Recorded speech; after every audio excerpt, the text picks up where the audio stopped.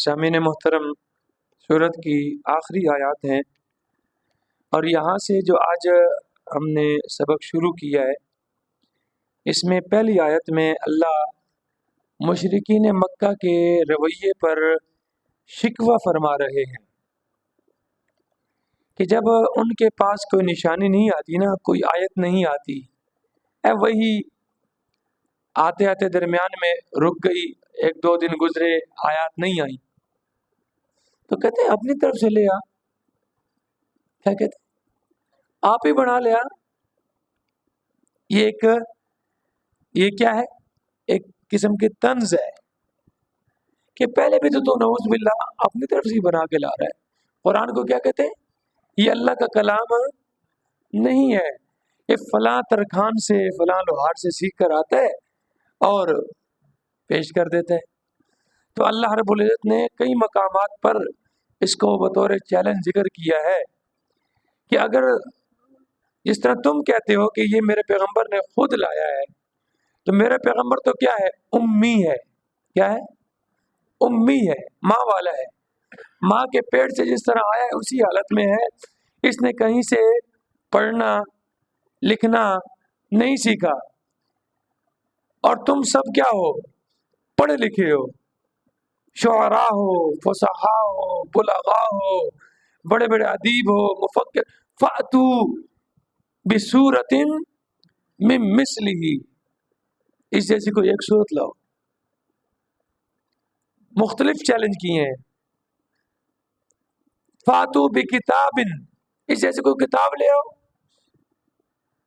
پھر فرمایا فاتو بعشر سور مفتریات، 10 صورتیں اس جیسی گھڑی ہوئی تم بھی لے آؤ۔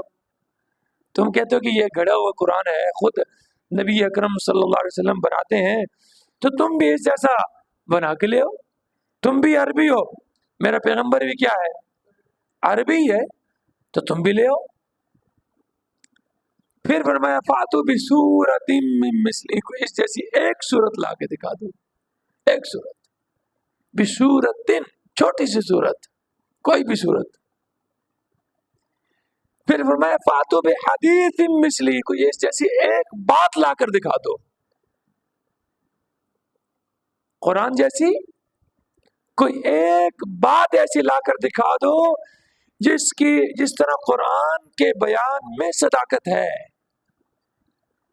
قرآن کے بول کے اندر اعجاز ہے، قرآن کے پڑھنے کے اندر اعجاز ہے، اس جیسے کوئی ایک۔ تم بھی عربی ہو، لے آؤ۔ فاتو بحدیث مثلہ،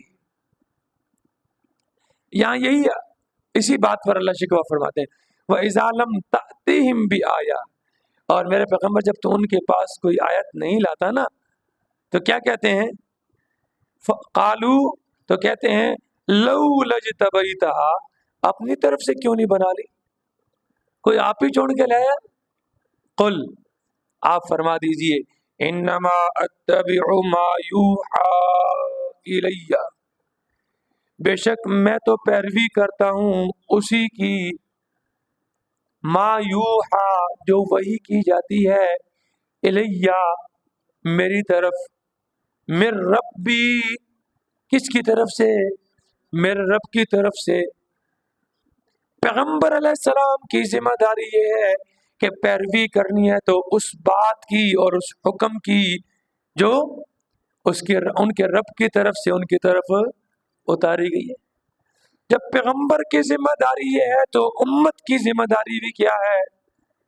اتباع کس کی کرنی ہے؟ اور شروع صورت میں اللہ نے یہ فرمایا ہے اتبعوا ما انزل الیکم من ربکم، کیا فرمایا؟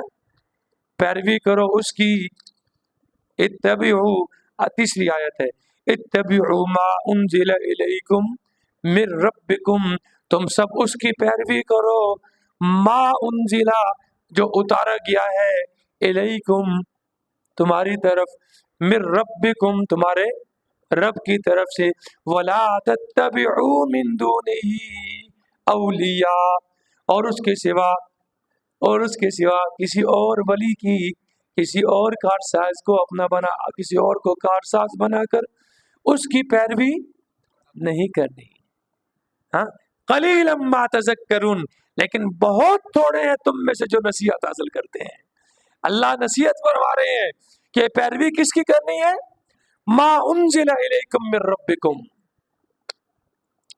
یا ایھا الرسول، اے رسول بلغ، کیا فرما؟ بلغ، یہ عام لفظ ہے، تبلیغ کر، پہنچا۔ اللہ کیا پہنچاؤں؟ ما، اس کو پہنچا، انزل الیک، جو اتارا گیا ہے تیری طرف، من ربک، کس کی طرف سے؟ تیرے رب کی طرف سے۔ تو تبلیغ کس کی کرنی ہے؟ کس بات کو پہنچانا ہے؟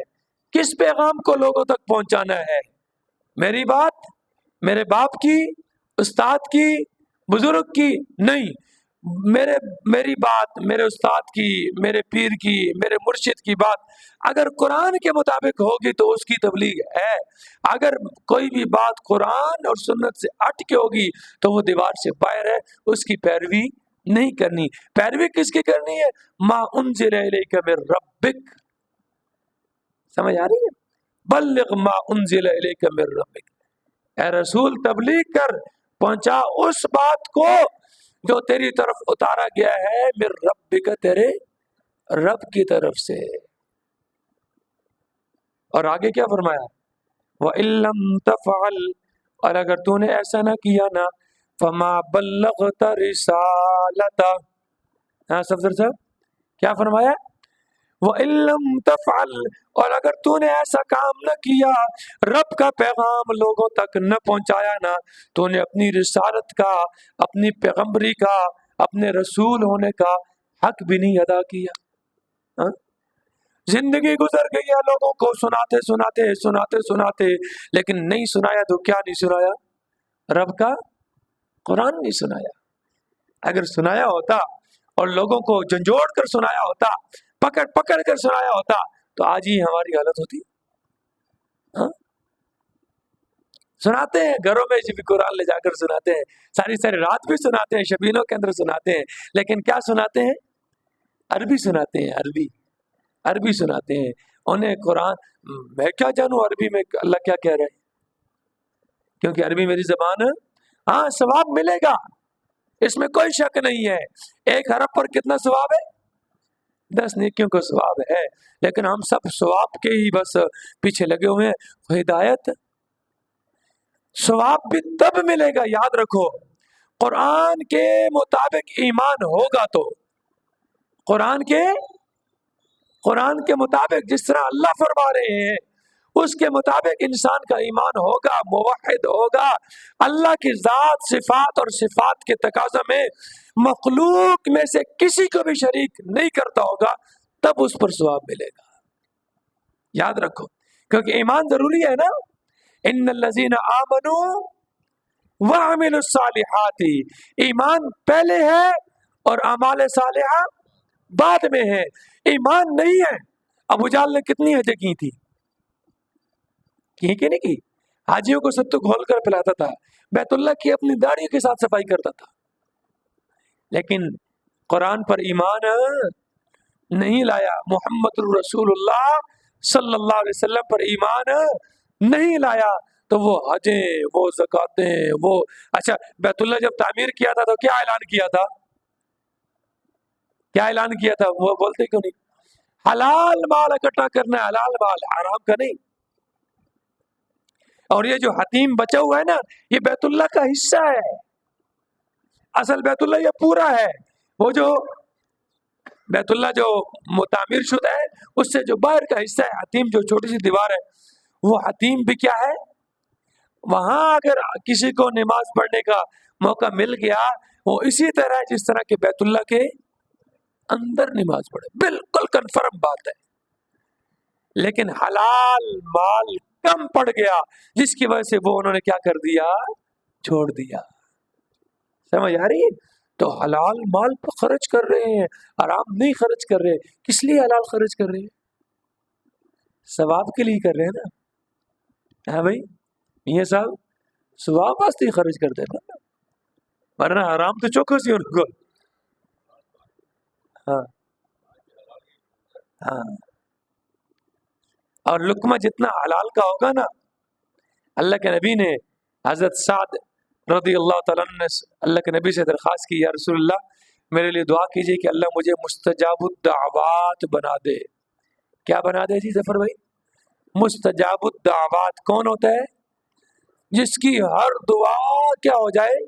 قبول ہو جائے۔ تو آپ نے اس کے لیے دعا نہیں فرمائی، نسخہ بتلا دیا۔